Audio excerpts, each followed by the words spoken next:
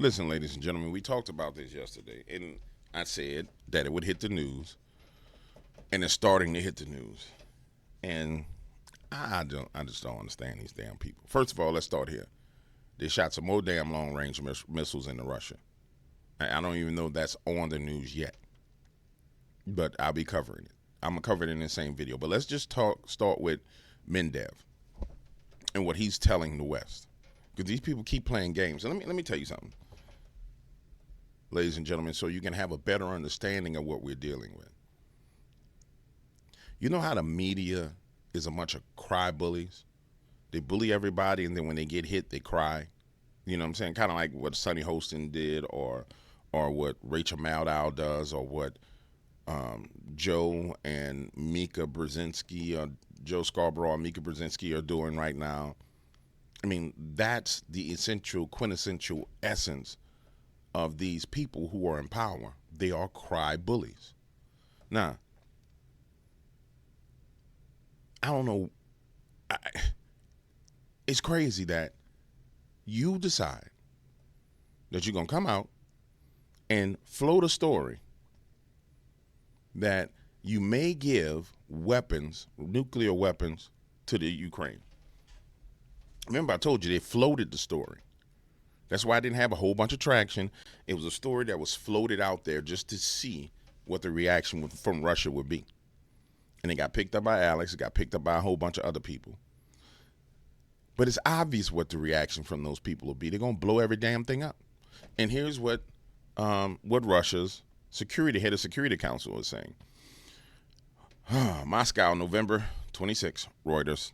Senior Russian security official Dmitry Medvedev said on Tuesday that if the West supplied nuclear weapons to Ukraine, then Moscow could consider such a transfer to be tantamount to an attack on Russia, providing grounds for a nuclear response.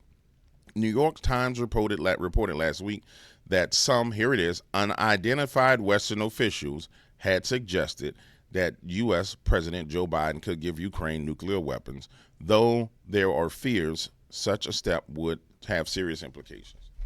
Now, I'm going to stop right here and let me say this. Let me explain what's going on. Because the simple fact that the story was floated into the news means that there was a conversation. The fact that they're saying that there was unidentified Western officials lets you know that they didn't want to put the sources out of who was talking about the inside information of conversations that were going on. This is a story, and I want to be clear with you guys. This was brought to the attention of Russia, number one, via media, and number two, this is something that everybody needs to push so there can be some kind of pushback created on the Biden administration where people say, hey, we see what you're doing. And whether you believe it or not, or whether you know it or not, that's what Alex Jones and General Flynn and everybody are doing right now. They're jumping up and down, beating on the table because they want to get attention to this issue. And it should be all the attention in the world on the issue because it's just dumb. American politicians and journalists are seriously discussing the consequences of the transfer of nuclear weapons to Kyiv. Medvedev, who served as Russian president from 2008 to 2012, said on Telegram. Medvedev said that even the threat of such a transfer of nuclear weapons could be considered as preparation for nuclear war against Russia. The actual transfer of such weapons can be equated to fait accompli on an attack on our country under Russian newly updated nuclear doctrine, he said. So basically, Medvedev comes out and says, listen, y'all doing all this floating this idea of giving a nuclear weapon to the Ukraine. I want to be clear with you. Just giving them a weapon means war, and we're going to blow your ass up. Just discussing it means we could blow your monkey ass up. You see what I'm saying? And these people are playing games unlike anything we've ever heard. Watch me read it again. Let's look up this meaning. I'm pretty sure it's like an accomplice. Fait accompli. fait accompli, an accomplished, presumably irreversible deed or fact. All right, so the actual transfer of such weapons can be equated to fait accompli of an attack. So an actual deed of an attack. So like I said, it's treated like you attacked us. An attack on our country under Russia's new updated nuclear doctrine. Now, I want you guys to understand.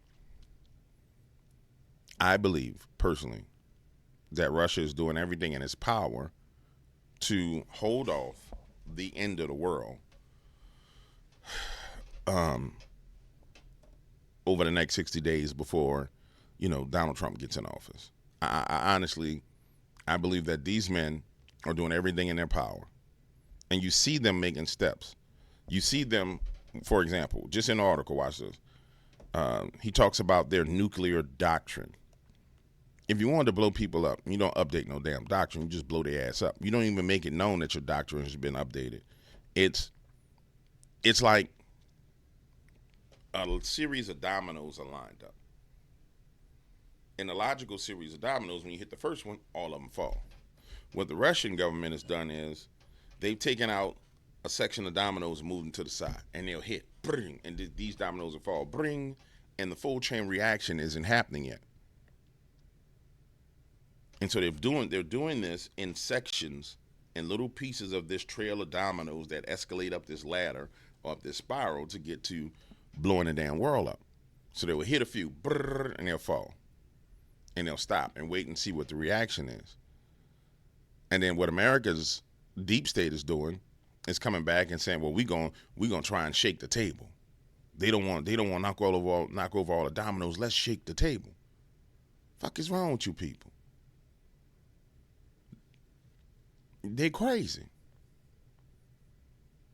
Now, remember I told you guys before that I'm a believer that everything that happened in this election was spiritual warfare. I believe that everything that's happening on this planet is a result of spiritual warfare. I'm going to tell you what I believe is really going on behind the scenes in the realm of the spirit. See, there has to be a consensus on certain things and issues when Donald Trump goes into office. For example, the United Nations. You see, they keep doing dumb stuff like this. The American people will unanimously be behind Donald Trump when he says, you know what? We're not giving no money to the UN. We're not sending no troops to the UN. We're not doing nothing to help you. If you want to go fight Russia, go fight Russia. If you want to defend Ukraine, your punk ass go defend Ukraine. And so it's being rolled out in the face of the American people all over the place. Now, you have some people who are already awake to the issue. You have other people who are not awake to the issue. You have other people who are caught in their Trump derangement syndrome. But truthfully, this nation has to be shaken to the core to where everybody, again, has an opportunity to make a choice.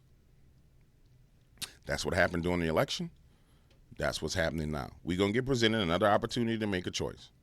And when Trump goes into office, God willing and the creek don't rise, when he goes into office and he starts signing executive orders, when the news media gets to ranting and raving and screaming and hollering, people should turn their dumb ass off. They should look at their ratings and it should be zero, close to zero. I mean, that's the best way to prove to them that we don't believe you is just turn them off.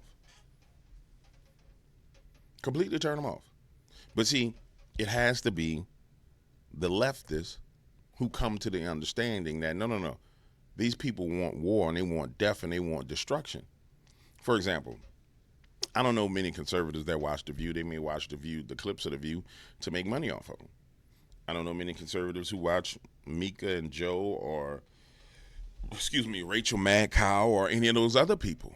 You understand what I'm saying? So they have to be overwhelmingly rejected. And I want to be clear with you.